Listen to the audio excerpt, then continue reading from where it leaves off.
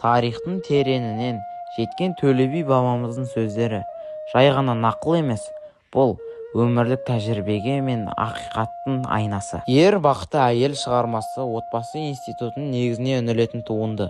Автор бұл жерде ер азаматтың қоғамдағы беделі мен оның ішкі дүниесінің тыныштығы тікелей жұбайының ақылына, парасатына байланысты екенін көркем тілмен баяндайды. Шығармада әйел затының ошақтың иесі, ұрпақтың тәрбиешісі әрі ерінің қиын шақтағы ең сенімді серігі екендігі жан жақты ашылады. Әйелдің сабыры мен даналығы қалайша үлкен дауларды тоқтатып, берекесіз шаңырақты бақыт мекеніне айналдыратыны осы кітаптың басты арқауы. Бұл жас отауға жол сілтейтін шамшырақ, ал тәжірибелі жанға береке сыйлайтын қайнар көз.